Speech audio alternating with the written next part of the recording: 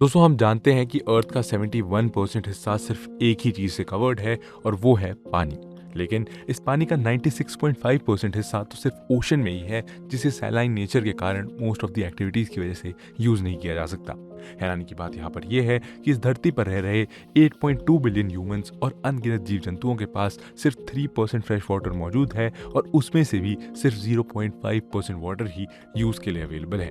और इसमें से भी इस यूजेबल वाटर का एक बहुत बड़ा हिस्सा रिवर से आता है, यानी ये कहना गलत नहीं होगा कि रिवर्स के बिना शायद मानव सभ्यता कभी विकसित ही नहीं हो पाती। और शायद यही कारण है कि एंशिएंट सिटीज भी रिवर्स के किनारे ही बसती थी और मॉडर्न टाइम्स में इंडस्ट्रियल सिटीज भी यहीं बसती हैं। लेकिन जैसे जैसे मानव सभ्यता विकसित हो रही है दोस्तों, वैसे वैसे नेचर को होने वाला नुकसान भी बढ़ता जा रहा है और इस नुकसान का खामियाजा रिवर्स को भी भुगतना पड़ रहा है, क्योंकि एक तरफ जहां क्लाइमेट चेंज के चलते रिवर्स खत्म हो रही हैं, वहीं दूसरी तरफ उनके पॉल्यूशन लेवल में भी स्पाइक देखने को मिल रहा है। इसीलिए दोस्तों अब वो समय आ चुका है जब दुनिया पानी के ऑल्टरनेटिव सोर्सेज पर फोकस करने लगी है और इन ऑल्टरनेटिव सोर्सेज में सबसे बड़ा सोर्स है ओशन वाटर का, जिसे हम सैलिनिटी की वजह से डायरेक्टली यूज नहीं कर सकते। लेकिन अगर यहाँ टेक्नोलॉजी का यूज ठीक से किया जाए तो इस सैलाइन वाटर को भी फ्रेश वाटर बनाया जा सकता है, जिससे इसका इस्तेमाल भी संभव है। अब दुनिया के बाकी हिस्सों के पास फिलहाल तो रिवर और ग्राउंड वाटर जैसे सोर्सेज मौजूद हैं, लेकिन अगर आप सऊदी अरेबिया और यूएई जैसी मिडिल ईस्टर्न कंट्रीज को देखेंगे तो इन कंट्रीज के पास कोई मेजर रिवर है ही नहीं। साथ ही इन कंट्रीज की ज्योग्राफी और क्लाइमेट ऐसा है कि यहाँ वाटर के ऑल्टरनेटिव रिलायबल सोर्सेज भी मौजूद नहीं है। इसमें से सऊदी अरेबिया, जो कि वर्ल्ड की one of the most water scarce country है, वो ओशन का डिसैलिनेशन करके अपने वाटर नीड्स को पूरा करती है, जो अपने आप में एक बेहद ही एक्सपेंसिव प्रोसेस है। लेकिन अब सऊदी अरेबिया इस सिचुएशन को चेंज करना चाहती है, जिसके लिए उसने एक नेक्स्ट लेवल प्रोजेक्ट को प्लान किया है। प्लान है आर्टिफिशियली वर्ल्ड की लॉन्गेस्ट रिवर बनाने का, जिसकी टोटल लेंथ 12,000 किलोमीटर से भी ज्यादा होगी, जो इसे दुनिया में ड्रिंकेबल वाटर का लार्जेस्ट सोर्स बना देगी। इस रिवर के ग्रैंड स्केल का अंदाजा आप इस बात से लगा सकते हैं दोस्तों कि इसकी लेंथ करंटली दुनिया की सबसे लॉन्गेस्ट रिवर यानी नाइल से 2 टाइम्स ज्यादा होगी। और इसीलिए दोस्तों आज के इस वीडियो में हम सऊदी अरेबिया के इसी एम्बिशियस प्रोजेक्ट को जरा डिटेल में जानेंगे और समझेंगे कि आखिर सऊदी अरेबिया को इस तरह की प्रोजेक्ट की नीड क्यों है। क्या सच में इस तरह की मैसिव रिवर को बनाना पॉसिबल भी है, या ये प्रोजेक्ट भी सऊदी के द लाइन प्रोजेक्ट की तरह एक फाइनेंशियल ब्लंडर साबित होता हुआ दिखाई पड़ेगा, जिसे सऊदी ने शुरू तो जल्दीबाजी में कर दिया था, लेकिन इकोनॉमिक और टेक्नोलॉजिकल चैलेंजेस के चलते वो अभी भी इसकी सारी डेडलाइंस मिस करता जा रहा है। तो चलिए दोस्तों बिना किसी देरी के शुरू करते हैं और सबसे पहले जानते हैं कि वो कौन से कारण हैं जिनके चलते सऊदी अरेबिया इस प्रोजेक्ट को बनाना चाहता है। नमस्कार दोस्तों, मैं हूं शशांक पांडे और आप देख रहे हैं वर्ल्ड अफेयर्स। लेकिन दोस्तों इससे पहले कि हम इस वीडियो में आगे बढ़े, मैं आप सभी से बताना चाहता हूं कि अभी चल रहा है the biggest offer till date by Unacademy, जिसमें आपको मिल रहा है 50% off and up to 6 month का free extension on the Unacademy UPSC subscription, जिसके प्लस कोर्सेज ने 70+ सिलेक्शन दिए हैं सीएसई 2023 में, और जिसमें आपको मिलता है कंप्लीट जीएस, सीसैट और टेस्ट सीरीज का एक्सेस और एक्सेस अनलिमिटेड बैचेस का, और साथ ही access mains test series with evaluation का। और ये सब आपको मिल रहा है दोस्तों 24,999 रुपए में। तो समय मत गवाइए और अभी जाइए और ये सब्सक्रिप्शन लीजिए, क्योंकि ये ऑफर खत्म हो रहा है 28 अगस्त को। Why Saudi Arabia needs this impossible project. दोस्तों सऊदी जिस लॉन्गेस्ट आर्टिफिशियल रिवर को कंस्ट्रक्ट करने की कोशिश कर रहा है, उसका नाम the King Salman water conveyance project रखा गया है, और एक एस्टिमेट के अकॉर्डिंग इस प्रोजेक्ट की टोटल कॉस्ट तकरीबन $500 मिलियन तक की आएगी। हालांकि इन्फ्लेशन, ड्यूरेशन और अनसीन मार्केट फ्लक्चुएशंस को ऐड किया जाए तो ये प्रोजेक्ट सऊदी अरेबिया को करीब 700 से 800 मिलियन डॉलर्स तक पड़ सकता है। इस प्रोजेक्ट के तहत सऊदी अपने यहाँ अंडरग्राउंड पाइपलाइंस का एक मैसिव नेटवर्क क्रिएट करने जा रहा है, जिसके जरिए वो बैरन लैंड को फर्टाइल करना चाहता है। अंडरग्राउंड पाइपलाइंस का ये नेटवर्क कितना बड़ा होगा, इस बात का अंदाजा आप ऐसे लगा सकते हैं कि अगर हम इस प्रोजेक्ट में आने वाले सारी पाइपलाइंस को एंड टू एंड कनेक्ट कर दें तो इनसे पूरे ग्लोब के मल्टीपल चक्कर लगाए जा सकेंगे।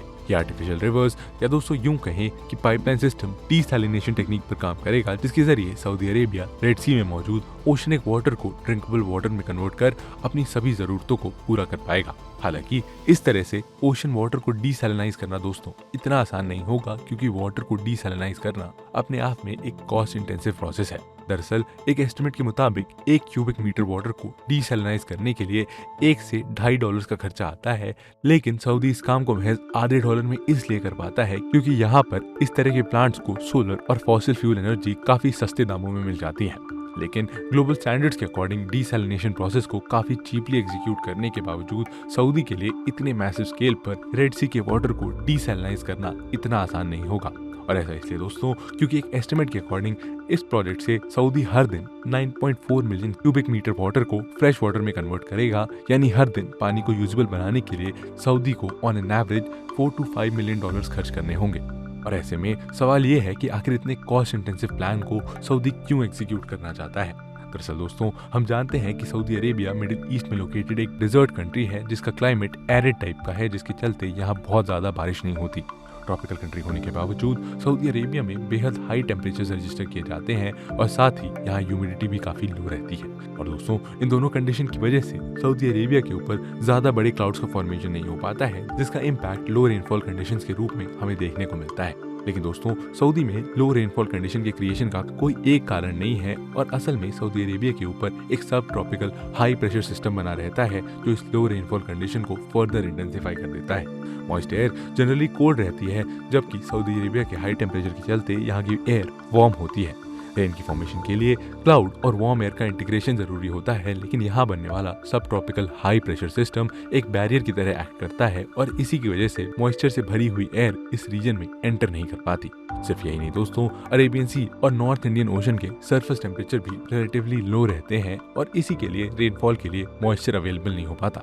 इसके अलावा ग्लोबल वार्मिंग और एल नीनो फिनोमेना की वजह से भी यहाँ का वाटर पैटर्न कम्प्लीटली चेंज हो चुका है, जिसकी वजह से रेनफॉल और भी ज़्यादा रिड्यूस हो चुकी है। और दोस्तों यही सारे रीजंस हैं जिसके चलते सऊदी अरेबिया में रेनफॉल कम होता है और सऊदी अरेबिया इतना ड्राई है। और दोस्तों इसके अलावा जो थोड़े बहुत वाटर सोर्सेज अवेलेबल भी हैं उनसे भी हाई टेम्परेचर की वजह से पानी तेजी से एवेपोरेट होकर खत्म हो जाता है और सऊदी अरेबिया के पास कोई भी परमानेंट रिवर या वाटर बॉडी अवेलेबल नहीं है और यहाँ का ग्राउंड वाटर भी तेजी से डिप्लीट हो रहा है। एक रिपोर्ट बताती है कि सेंट्रल सऊदी अरेबिया में पिछले कई दशकों से ग्राउंड वाटर लगातार कम होता जा रहा है और इसका एक बहुत बड़ा रीजन है कि सऊदी अरेबिया एग्रीकल्चर के लिए ग्राउंड वाटर का एक्सट्रैक्शन लार्ज स्केल पर करता है और लगभग अपना 80% पानी वो यहीं से यूज करता है। लेकिन ओवर यूज से लेकर क्लाइमेट चेंजेस जैसे मल्टीपल रीजंस के चलते ये सोर्सेज खत्म होते जा रहे हैं और इस बात का अंदाजा आप ऐसे लगा सकते हैं कि जहां 1990s तक सऊदी में वीट का प्रोडक्शन अच्छे खासे लेवल पर होता था, वहीं 2016 आते आते पानी की कमी के चलते सऊदी में वीट का प्रोडक्शन ऑलमोस्ट बंद हो गया है।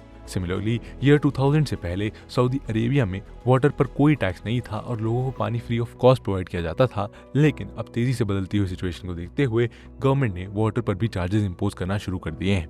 प्रेजेंटली सऊदी अरेबिया वर्ल्ड की one of the most water scarce country है और यहाँ पर हर पर्सन को एक साल में यूज करने के लिए सिर्फ 89,500 लीटर्स पानी ही मिलता है, जबकि ग्लोबल एवरेज है 5 लाख लीटर्स का। हालांकि दोस्तों इन मल्टीपल चैलेंजेस के बावजूद क्योंकि सऊदी अपने यहाँ वाटर मैनेजमेंट काफी अच्छे से करता है, इसीलिए अब भी यहाँ की 97% पॉपुलेशन के पास सेफ ड्रिंकिंग वाटर का एक्सेस है। और दोस्तों सऊदी अरेबिया अपनी वाटर रिक्वायरमेंट्स को मेजरली 4 सोर्सेज से पूरा करता है। इसमें पहला पास्ट क्लाइमेटिक और जियोलॉजिकल कंडीशंस में फॉसिल्स के बीच रिजर्व्ड डीप एक्विफायर ग्राउंड वाटर से, लेकिन क्योंकि ये ग्राउंड वाटर रिचार्ज नहीं हो सकता यानी रीन्यूएबल नहीं होता है, इसीलिए इस सोर्स पर उसे अपनी डिपेंडेंसी कम करनी पड़ रही है। दूसरा लेक और पॉन्ड जैसे कन्वेंशनल सरफेस वाटर सोर्सेज जो कि सऊदी अरेबिया में काफ़ी लिमिटेड है। तीसरा अलूवियल एक्विफायर्स में मौजूद रीन्यूएबल ग्राउंड वाटर जो रेनफॉल और सरफेस रन ऑफ से रिचार्ज हो सकता है। और चौथा यानी सबसे इंपॉर्टेंट सोर्स ओशन वाटर। जी हाँ दोस्तों, सऊदी अरेबिया ओशन वाटर को डिसैलिनेट करके फ्रेश वाटर में कन्वर्ट करता है और फिर यूज़ करता है। सऊदी अरेबिया ने डिसैलिनाइजेशन की टेक्नोलॉजी पर बहुत ज़्यादा इन्वेस्टमेंट किया है और करेंटली सऊदी अरेबिया डिसैलिनेशन के मामले में दुनिया में सबसे आगे है। सऊदी अरेबिया में 69% वाटर का डिसैलिनेशन सिर्फ एक एंटिटी करती है और इसका नाम है सैलाइन वाटर कन्वर्जन कॉर्पोरेशन। ये कॉर्पोरेशन बहुत सारे डिसैलिनेशन प्लांट चलाती है और हर साल 1 billion cubic metre safe drinking water produce करती है। इस एंटिटी के अलावा वाटर स्कैरसिटी को एड्रेस करने के लिए सऊदी अरेबिया में बहुत सारी कंपनीज और ऑर्गेनाइजेशंस हैं और उदाहरण के लिए water and electricity regulatory authority जो इलेक्ट्रिसिटी, वाटर डिसैलिनेशन और डिस्ट्रिक्ट कूलिंग सेक्टर को रेगुलेट करती है, और इसके अलावा नेशनल वाटर कंपनी एक जॉइंट स्टॉक कंपनी है जो वाटर और waste water treatment services provide करती है। लेकिन इन सभी एफर्ट्स के बावजूद सऊदी अरेबिया की ग्रोइंग पॉपुलेशन के साथ साथ इंक्रीजिंग एग्रीकल्चरल डिमांड्स की वजह से वाटर की डिमांड और ज़्यादा बढ़ रही है, जिसे एड्रेस करना काफ़ी इंपॉर्टेंट हो गया है। और सिर्फ इतना ही नहीं दोस्तों, सऊदी अरेबिया में एक और प्रॉब्लम एग्जिस्ट करती है और वो है वाटर डिस्ट्रीब्यूशन की। दरअसल सऊदी अरेबिया में वाटर ट्रांसपोर्टेशन का कोई प्रॉपर नेटवर्क अवेलेबल नहीं है और अब इसी प्रॉब्लम को सॉल्व करने के लिए सऊदी अरेबिया इस आर्टिफिशियल रिवर प्रोजेक्ट को इम्प्लीमेंट करना चाहता है। तो चलिए दोस्तों, अब जानते हैं कि ये प्रोजेक्ट आखिर काम कैसे करेगा। What will this project do? दोस्तों, सबसे पहले इस प्रोजेक्ट में डीसैलिनेशन प्लांट्स की ज़रूरत होगी जो समुद्र के खारे पानी को फ्रेश वाटर में बदलने का काम करेंगे।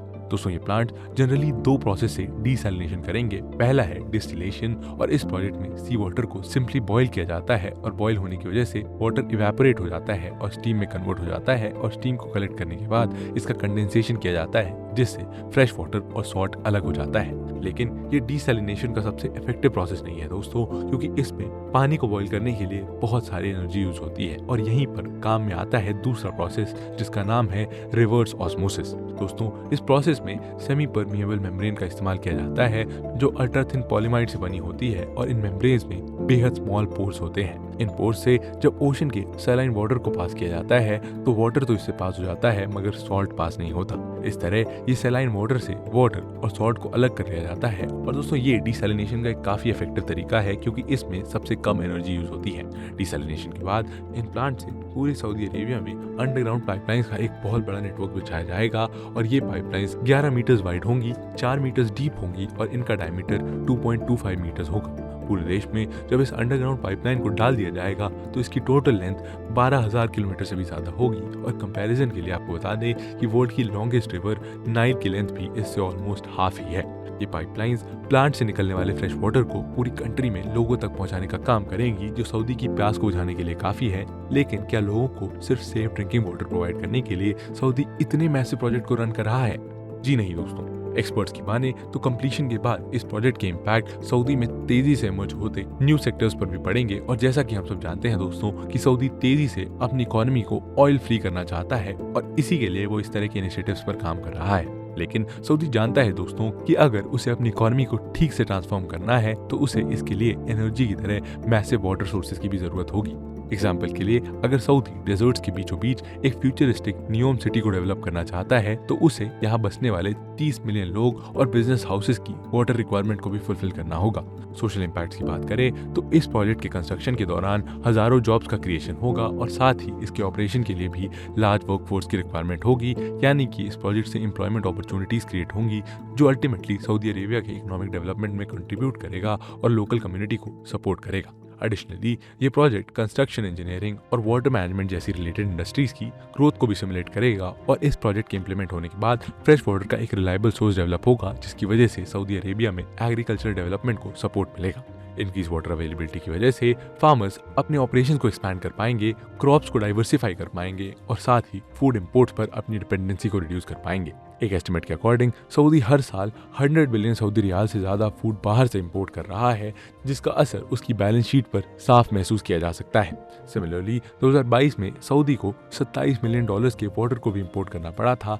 यानी कि ये प्रोजेक्ट सऊदी की न सिर्फ इंपोर्ट बिल को रिड्यूस करने पर मदद कर सकता है, बल्कि साथ ही इससे उसे कई एरियाज में सेल्फ सफिशिएंसी भी प्राप्त हो सकती है। इसके साथ ही क्लीन और रिलायबल सेफ ड्रिंकिंग वाटर की एक्सेसिबिलिटी बढ़ाने के साथ सऊदी अरेबिया की पॉपुलेशन की क्वालिटी ऑफ लाइफ भी इंप्रूव होगी। और सिर्फ यही नहीं दोस्तों, ऐसी टेक्नोलॉजी को डेवलप करने के बाद Saudi Arabia water management solution में ग्लोबल लीडर बनकर सामने आएगा। लेकिन दोस्तों, इस प्रोजेक्ट का इम्प्लीमेंटेशन इतना आसान नहीं होगा, क्योंकि इसमें सबसे पहला चैलेंज होगा सऊदी अरेबिया की harsh environmental condition. Harsh desert environment की वजह से इस आर्टिफिशियल रिवर के कंस्ट्रक्शन में बहुत सारे इंजीनियरिंग चैलेंजेस आएंगे। उदाहरण के लिए, टेम्परेचर्स बहुत एक्सट्रीम होंगे जिसकी वजह से लेबर की प्रोडक्टिविटी बहुत कम हो जाएगी। साथ ही टेम्परेचर की वजह से इस प्रोजेक्ट में जो भी मेटल यूज किया जाएगा उसके एक्सपेंशन का भी खतरा हो सकता है। डेजर्ट एनवायरनमेंट की वजह से यहाँ शिफ्टिंग सैंड का भी खतरा बना रहेगा, और रिमोट एरियाज की एक्सेसिबिलिटी भी लिमिटेड हो जाएगी, जो कंस्ट्रक्शन को और भी ज्यादा कॉम्प्लेक्स बना सकता है। इसलिए दोस्तों, यहाँ जरूरी होगा कि इंजीनियर्स इस चैलेंज को दूर करने के लिए इनोवेटिव सॉल्यूशंस को डेवलप करें ताकि एक अच्छा वाटर ट्रांसपोर्ट सिस्टम बनाया जा सके। और दोस्तों, यहाँ पर दूसरा चैलेंज होगा पाइप्स को कोरोजन से बचाना। देखिए, इस प्रोजेक्ट में मेटल पाइप्स का इस्तेमाल किया जाना है, और ये पाइप्स हर समय वाटर के कांटेक्ट में होंगे। सी वाटर का कोरोसिव नेचर और डीसैलिनेशन प्रोसेस में इस्तेमाल होने वाले मटेरियल्स को देखते हुए जरूरी है कि इस प्रोजेक्ट में एडवांस्ड एंटी करोजन मटेरियल का इस्तेमाल किया जाए, जो कि गवर्नमेंट ने ऑलरेडी प्लान भी कर रखा है, क्योंकि प्रोजेक्ट की सक्सेस के लिए जरूरी है कि हार्श कंडीशंस के लिए अप्रोप्रिएट मटेरियल्स को सेलेक्ट किया जा सके। और दोस्तों, यहाँ पर तीसरा चैलेंज होगा इस प्रोजेक्ट की लेंथ और स्केल। दोस्तों, आज तक पूरी दुनिया में 12,000 किलोमीटर लंबा कोई भी इस तरह का प्रोजेक्ट नहीं बनाया गया है। यानी ये कहना गलत नहीं होगा कि इस तरह के प्रोजेक्ट का एक्सपीरियंस किसी को भी नहीं है। ऐसे में इसकी प्लानिंग और एग्जीक्यूशन बहुत अच्छे से करनी पड़ेगी, क्योंकि कंस्ट्रक्शन में छोटी सी भी गलती बहुत भारी पड़ जाएगी। उदाहरण के लिए, अगर प्रोजेक्ट के एलिवेशन या प्रेशर मैनेजमेंट को प्रॉपरली प्लान नहीं किया गया तो वाटर फ्लो में दिक्कत आ जाएगी और इसीलिए इंजीनियर्स को एलिवेशन चेंजेस, प्रेशर मैनेजमेंट और एक्सटेंसिव नेटवर्क में पोटेंशियल लीक्स जैसे फैक्टर्स को कंसिडर करते हुए प्रोजेक्ट को मेटिकुलसली प्लान और एग्जीक्यूट करना पड़ेगा। सिमिलरली यहाँ डीसैलिनेशन की टेक्नोलॉजी भी अपने आप में एक मेजर हर्डल बनकर आएगी, लेकिन सऊदी अरेबिया ऑलरेडी इस टेक्नोलॉजी में महारत हासिल कर चुका है और ग्लोबली इस टेक्नोलॉजी में पायनियर है। सऊदी अरेबिया रिवर्स ऑस्मोसिस और मल्टी इफेक्ट डिस्टिलेशन प्रोसेस का इस्तेमाल करके सी वाटर को सेफ ड्रिंकिंग वाटर में कन्वर्ट करता है, लेकिन अभी भी इस पूरे प्रोसेस में बहुत ज़्यादा एनर्जी खर्च होती है और साथ ही इस प्रोसेस का एनवायरनमेंट पर भी इम्पैक्ट बहुत ज़्यादा है। इसीलिए फ्यूचर में टेक्नोलॉजी को इम्प्रूव करके इसे एनर्जी एफिशिएंट बनाना होगा और साथ ही इस टेक्नोलॉजी के एनवायरमेंटल इम्पैक्ट को भी कम करना होगा। इसके अलावा आर्टिफिशियल रिवर के थ्रू वाटर के डिस्ट्रीब्यूशन को ऑप्टिमाइज करने के लिए स्मार्ट वाटर मैनेजमेंट सिस्टम को भी इनकॉर्पोरेट किया जाएगा और ये सिस्टम वाटर क्वालिटी को, फ्लो रेट को और सिस्टम इंटेग्रिटी को रियल टाइम में मॉनिटर कर सकता है, जिससे प्रोएक्टिव मेंटेनेंस और इफेक्टिव रिसोर्स एलोकेशन में मदद मिलती है। लेकिन इसके साथ साथ दोस्तों, इंटरनेट ऑफ थिंग्स का इंटीग्रेशन करके टेक्नोलॉजी के ऑपरेशनल एफिशिएंसी और रिलायबिलिटी को भी एनहांस किया जा सकता है और फिर भी इस प्रोजेक्ट में सस्टेनेबिलिटी का ध्यान रखना एक बड़ा चैलेंज होगा। हालांकि दोस्तों, इस प्रोजेक्ट को ऑपरेट करने में सोलर और विंड एनर्जी जैसे रीन्यूएबल सोर्सेज का इस्तेमाल करके सस्टेनेबिलिटी फैक्टर को बेहतर किया जा सकता है, लेकिन इन सभी टेक्निकल फैक्टर्स के अलावा इस प्रोजेक्ट की कॉस्टिंग और इसका टाइमली एग्जीक्यूशन भी सऊदी के लिए एक बड़ा चैलेंज रहने वाला है। दरअसल दोस्तों, जिस तरह सऊदी बाहर से इम्पॉसिबल नजर आने वाले इस प्रोजेक्ट पर काम कर रहा है, ये ऐसा कोई पहला मौका नहीं है। दोस्तों, इससे पहले भी सऊदी दुनिया को हवा में उड़ने वाली कार से लेकर नियोम जैसी next to impossible dream sell कर चुका है, लेकिन रियलिटी तो ये है कि आज सऊदी द्वारा रन किए जा रहे ऑलमोस्ट सभी प्रोजेक्ट फाइनेंशियल हार्डशिप्स को फेस कर रहे हैं, जिसके चलते डेवलपमेंट प्रोसेसेस बुरी तरीके से प्रभावित हुए हैं। ऐसे में ये अपने आप में एक बड़ा सवाल है दोस्तों कि सऊदी ओवर द ईयर्स चलने वाले इस प्रोजेक्ट की फाइनेंशियल नीड्स को फुलफिल कर भी पाएगा या नहीं। कंक्लूजन दोस्तों, सऊदी अरेबिया भले ही वाटर स्कैसिटी प्रॉब्लम को फेस कर रहा था, लेकिन यहाँ की गवर्नमेंट ने प्रोएक्टिवली इस प्रॉब्लम को सॉल्व करने के लिए एक बड़ा कदम उठाया है। इस प्रोजेक्ट के सक्सेसफुल इम्प्लीमेंटेशन से सऊदी अरेबिया पूरी दुनिया के सामने प्रॉब्लम्स को सॉल्व करने के लिए इनोवेशन की मिसाल पेश कर रहा है, जिसके बाद हो सकता है कि बाकी कंट्रीज भी अपनी वाटर रिलेटेड प्रॉब्लम्स को सॉल्व करने के लिए सऊदी अरेबिया के फुटस्टेप्स पर चलने लगे, क्योंकि दुनिया में फ्रेश वाटर की सिचुएशन को देखते हुए वो दिन दूर नहीं है जब बाकी कंट्रीज को भी इस टेक्नोलॉजीज की जरूरत पड़ेगी। उदाहरण के लिए, अगर आप गूगल पर वाटर स्कैरसिटी सर्च करेंगे तो आपको ऐसे हजारों आर्टिकल मिल जाएंगे जहां डिफरेंट सिटीज की वाटर प्रॉब्लम को डिस्कस किया गया है। इवन इंडिया में भी ऑलरेडी बहुत सारी सिटीज का ग्राउंड वाटर खत्म होने की कगार पर है और बहुत सारी सिटीज डे जीरो के वर्ज पर खड़ी है। इसका प्राइम एग्जांपल है दोस्तों, देश की राजधानी दिल्ली, जो अपने 99% ग्राउंड वाटर को एक्सट्रैक्ट और एक्सप्लॉइट कर चुकी है। ऐसे में शायद इस प्रोजेक्ट से सीख लेकर भारत समेत दुनिया के बाकी देश भी अपनी वाटर प्रॉब्लम को सॉल्व करने के लिए इस तरह के इनोवेटिव सोल्यूशन का रुख कर सकेंगे। लेकिन आपको क्या लगता है, क्या सऊदी सच में इस तरह के मैसिव प्रोजेक्ट्स को एग्जीक्यूट कर पाएगा? कमेंट सेक्शन में जरूर बताएं अपने ओपिनियंस और ऐसे ही और वीडियोस के लिए वर्ल्ड अफेयर्स को जरूर सब्सक्राइब करिए। मिलते हैं आपसे ऐसे एक और इंटरेस्टिंग और इन्फॉर्मेटिव वीडियो के साथ, तब तक के लिए जय हिंद।